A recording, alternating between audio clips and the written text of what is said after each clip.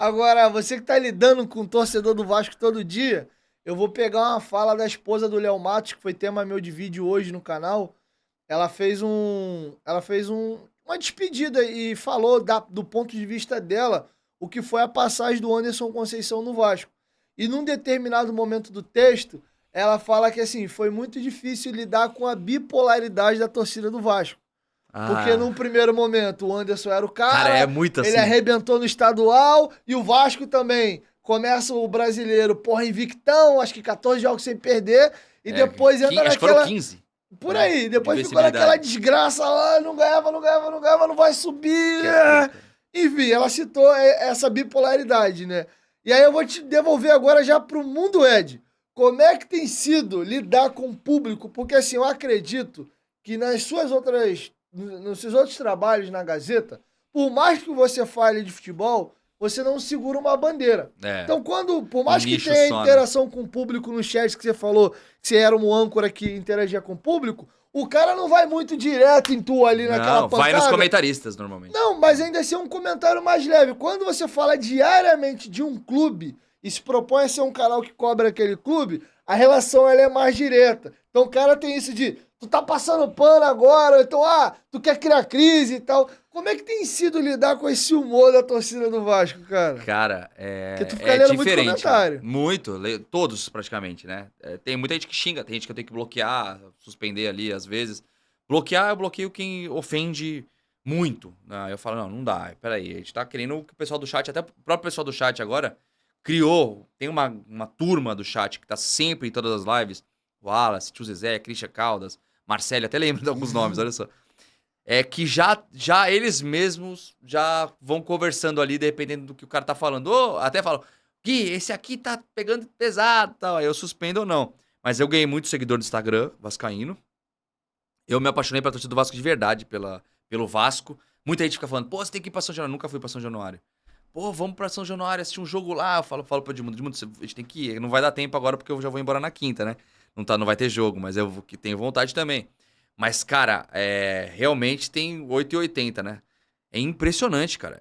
Como numa live tipo de segunda e outra na quarta, como as pessoas falam, vocês são um canal de passadores de pano. E na outra live, cara, adoro essa live porque essa live não passa pano pra ninguém. Aí você olha na outra, ou na mesma live, às vezes, um cara falando, você é um merda porque você falou isso. Pô, gostei que você falou isso, outro cara. Aí você fica, mano, não adianta, você não vai agradar todos. Isso é um fato, cara. É um fato, tipo. Você mesmo, que eu tava na live agora na sexta-feira.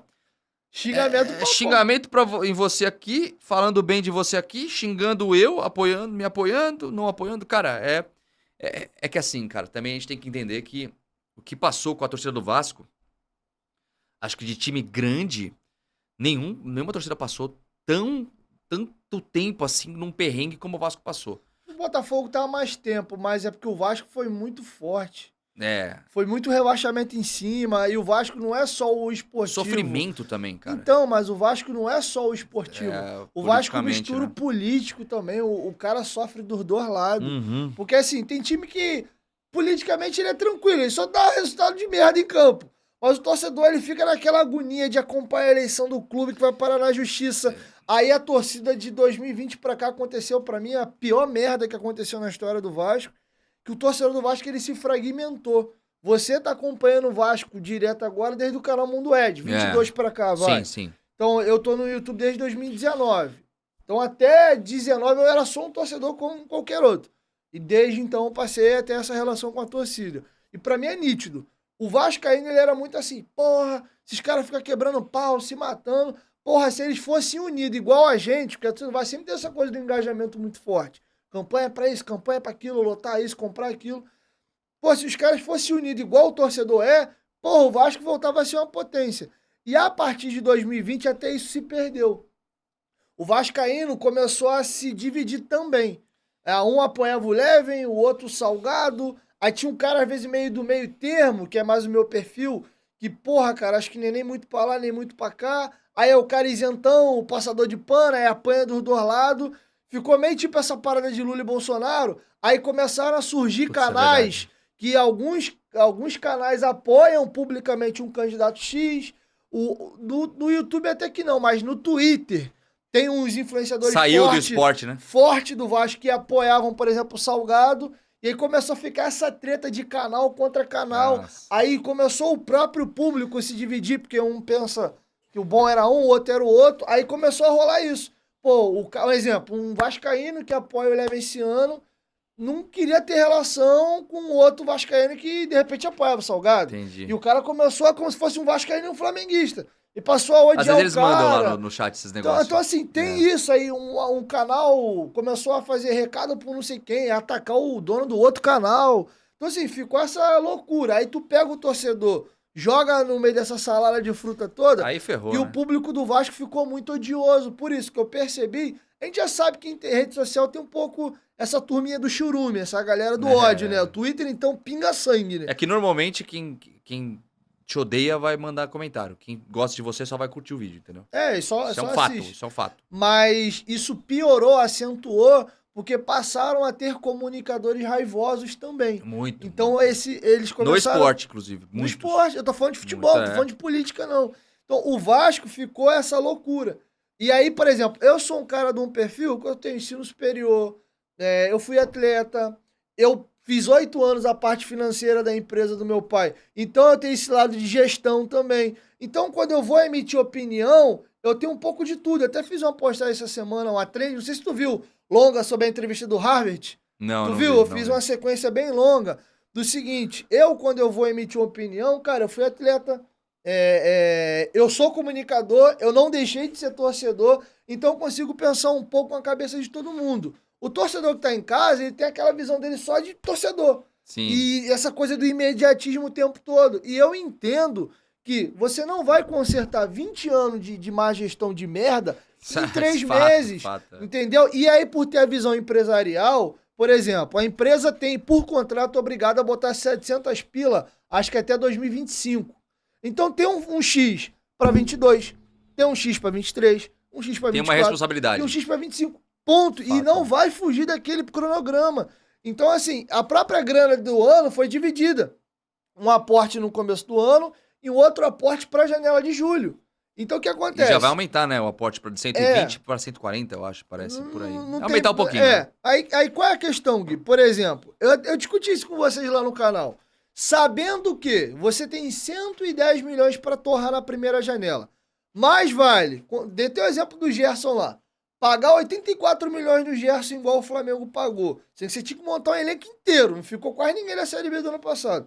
E aí você pegar o que sobrou para dar os 107, vamos falar em 23 milhões, e com os 23 milhões montar o resto do time? Não é mais inteligente você fazer um esqueleto de time, igual o Vasco fez, e aí na outra janela, com uma outra grana, aí sim você contratar os camarão, o reforço pontual. Porque se você traz um cara bom, do bolo. A cereja do bolo, que o Zé Comé brinca, então assim, não é mais inteligente, mas o torcedor, ele não quer saber. Se o resultado não vem hoje, é pau. A 777 é uma merda, deu errado, venderam, inclusive xingam quem apoiou, né? Quando acontece alguma...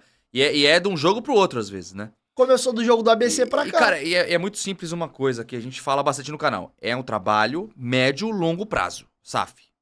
Fato. A gente pode... Eu acho que a partir do janeiro do ano que vem, a gente pode reclamar, eu acho assim. Pô, se tiver ruim.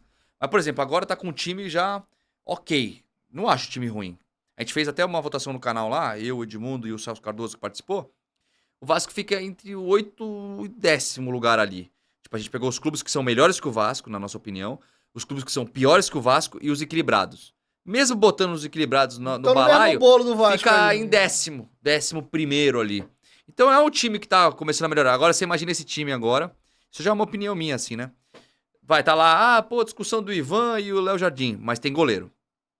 Tem zaga. O Capasso, pra mim, vai melhorar. É um cara que acabou de chegar, chegou, botou nos jogos. Com ele no Barra Shopping, Gente boa? Falou, eu nem falei com ele. Tava de rolê lá.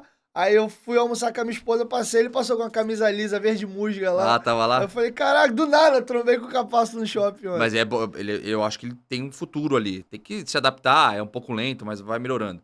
Pumita e tal, você vê o Léo Pelé, o Capasso, o Piton. Cara... Tá bom pra caramba. Eu acho que, na minha opinião, é um time pra brigar ali, pra de repente beliscar uma Libertadores da América. E até os jogos, a gente vê o Rodrigo. O Rodrigo era um cara descartável até o começo do ano. Pô, o Rodrigo, ninguém falava nele. Todo mundo falava nos reforços que vão chegar e o Rodrigo tava...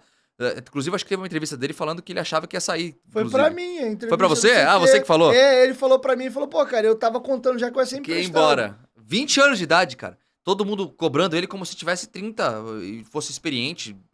Ele teve um erro ou outro ali, cara. O gol do Cano foi um passe normal errado dele. o cabeça de área, velho. É muito difícil ser cabeça de área. Eu acho muito difícil. Você tem que desconstruir o jogo do cara e soltar a bola. E se você perder a bola, vai sobrar pros zagueiros. É normal o cara errar e evoluir. Então, assim, você imagina esse time do Vasco agora. Acaba o ano, consegue. Vamos colocar que ficou em 8º lugar e conseguiu pegar o G8, virou G8. Vai pra Libertadores. Pô, é um ano maravilhoso pro Vasco da Gama. Acabou. E aí o ano que vem, tem 120 milhões na mão, que é por aí, né, que gasta por ano, mais ou menos em contratação. Não lembro exatamente. É 110, vai, vamos botar 110 milhões pra contratar 2 jogadores ou 3 pra compor aquele elenco. Aí consegue trazer um camisa 10 monstruoso, se não vier uma oportunidade de mercado em julho. Consegue colocar um outro volante muito bom. E, cara, aí a gente começa a ver um time, entendeu? Eu acho que não tem como. Médio e longo prazo, médio pra mim é começo do ano que vem. Longo prazo pra mim é 25. Que aí a gente vai começar a poder cobrar mais, entendeu? Mas o torcedor não tem paciência, cara. O torcedor tá muito tempo sem título, muito tempo com um time que sobe e cai. Quase não subiu, cara. Eu quase perdi os cabelos no jogo. Cara, eu falava, não é possível que o Vasco vai conseguir não subir, cara. Parecia de propósito, não parecia? Eu falava, não é possível, cara. Tá escrito que não vai subir. Não é possível. Foi brabo porque assim, tava muito fácil o acesso e de repente ficou quase impossível de subir. Então eu falei, cara, não é possível. Nem no ano que aprova uma SAF, o Vasco vai se auto-sabotar. Eu falei, foi bravo. Parecia a piada, né?